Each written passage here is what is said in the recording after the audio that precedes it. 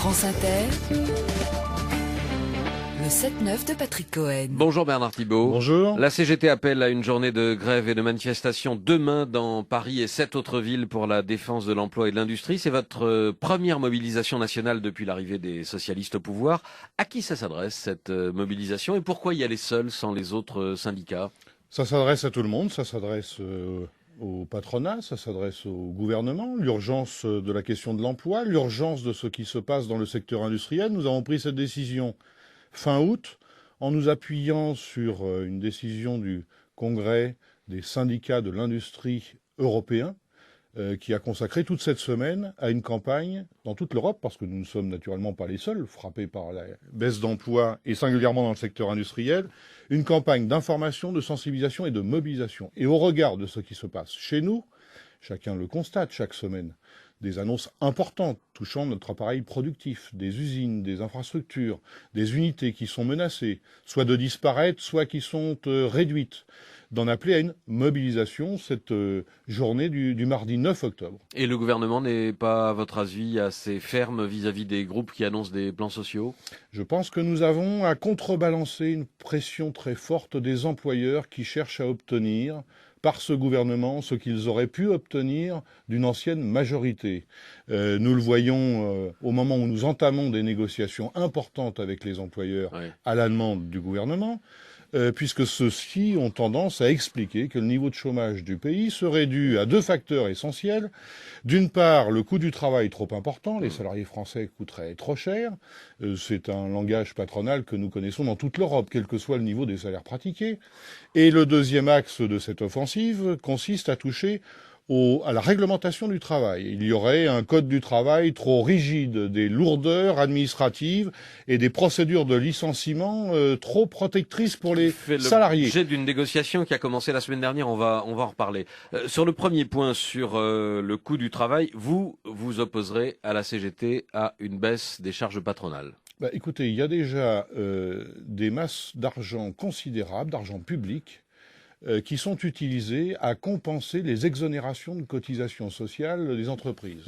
Jusqu'à 1,6 SMIC aujourd'hui, la plupart des entreprises sont exonérées de cotisations. Sans, et c'est le point important, sans qu'à aucun moment, chacune de ces entreprises puisse faire la démonstration de l'efficacité de cette mesure sur l'emploi. Nous demandons, et nous l'avons demandé dès la mise en place du nouveau gouvernement, de faire une opération vérité sur l'examen, le bien fondé de ces 180 milliards d'euros, chiffre de la Cour des comptes. 180 milliards d'euros. J'en suis resté à une soixantaine de milliards à peu près d'aide aux entreprises. Toute aide publique confondue. Ah oui. Exonération, aide publique. 180 milliards d'euros par an, chiffre Cour des comptes.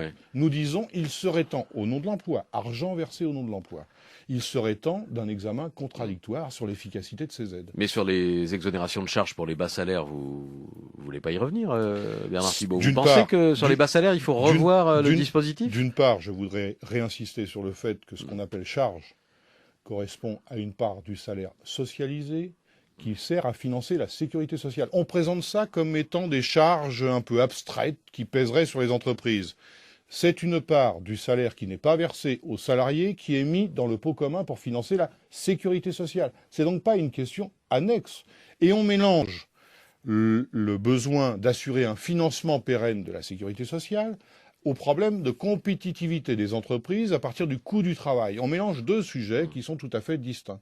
Je reviens à l'action du gouvernement face aux plans sociaux, l'énergie, le volontarisme déployé par Arnaud Montebourg, le ministre du redressement productif, sa tournée des sites menacés ne sert à rien, Bernard Thibault? Non, je ne dirais pas que ça sert à rien. Maintenant, vous comprendrez que pour ce qui nous concerne, ce que nous apprécions d'abord, ce sont les résultats, en fonction des différentes situations. Il n'y a pas de résultat.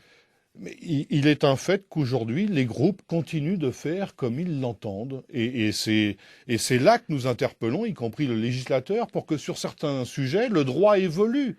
Monsieur Mittal peut décider de fermeture de hauts fourneaux, de mettre à mal une activité dont un rapport officiel commandé par le gouvernement montre qu'elle est susceptible de dégager de la rentabilité et surtout de l'efficacité. Quel type de loi souhaitez-vous, Bernard Thibault? Il faut permettre aux salariés d'intervenir sur des structures, en matière de décision stratégique des entreprises.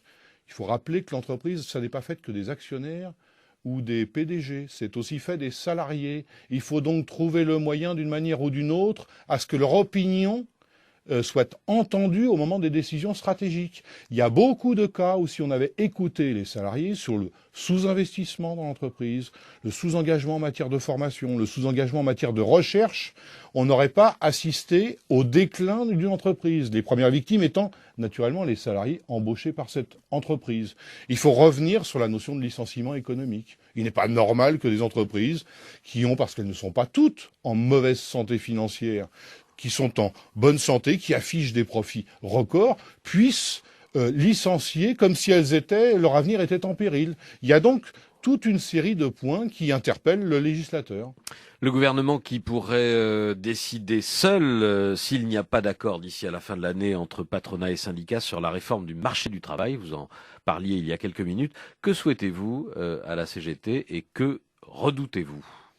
Ce que nous redoutons, c'est que, encore une fois, on cherche à nous convaincre que la flexibilité du marché du travail, comme s'il n'y avait pas eu toute une série de mesures qui ont précarisé les salariés, c'est une des caractéristiques de la période. Et pas simplement en France. Là aussi, nous ne sommes pas dans une configuration spécifique en dehors de l'Europe. J'ai des rencontres régulières avec mes homologues européens. C'est une tendance européenne. Une précarisation de l'emploi, à la fois un chômage, mais pas que le chômage, la précarisation dans l'emploi. Donc nous militons pour une sécurité sociale professionnelle. Imaginez un ensemble de droits qui fassent qu'un salarié, dès lors qu'il perd son emploi, parce qu'il se peut que des entreprises disparaissent et que d'autres naissent, ne soit pas pour autant rejeté à la case caniveau au motif que son emploi, l'emploi qu'il occupait, disparaît. Mais pour ça, il faut avoir des entreprises qui acceptent de négocier de manière solidaire. Alors qu'aujourd'hui, on est dans une approche patronale qui consiste à dire « vous vous débrouillez à propos de l'emploi, entreprise par entreprise ». Non, il est temps d'imaginer des droits transférables d'une entreprise à une autre.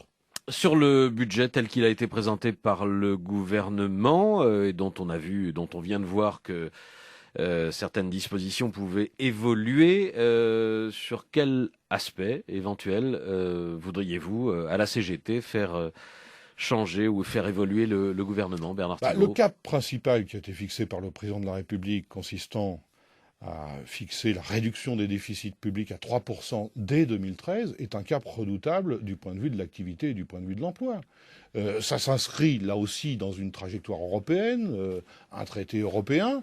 Nous ne pensons pas que le pays souffre d'abord et avant tout de trop de dépenses publiques. C'est le principe que vous contestez ou c'est la rapidité et la brutalité ? Dans le contexte actuel, fixer un tel cap d'économie sur les dépenses publiques... Donc c'est trop brutal, selon vous ? Oui, et ça a d'ailleurs y compris des répercussions sur Radio France, si j'ai bien compris, ou France Télévisions. Un certain nombre de budgets sont affectés et ça se traduit forcément par des économies qui peuvent avoir des répercussions, soit sur des postes, soit sur l'activité. Donc, les 3%, on ne doit pas les tenir, on doit rectifier. J'entends y compris des responsables, même dans les milieux gouvernementaux, en gros, dire il faut au moins fixer ce cap en termes d'affichage, parce que les marchés financiers ont besoin d'être rassurés sur le sérieux, sur la rigueur par laquelle la France est gérée, mais n'y croit pas trop, et en tout cas, c'est ce qui nous inquiète le plus. Dans ces circonstances-là, vu le niveau de l'activité économique, il y a très peu de chances, il faut le dire, il y a très peu de chances que l'engagement d'avoir la courbe du chômage réduite d'ici 1% s'inverse. C'est absolument pas crédible aujourd'hui compte tenu de tous les indicateurs que nous avons. Bernard Thibault, invité de France Inter.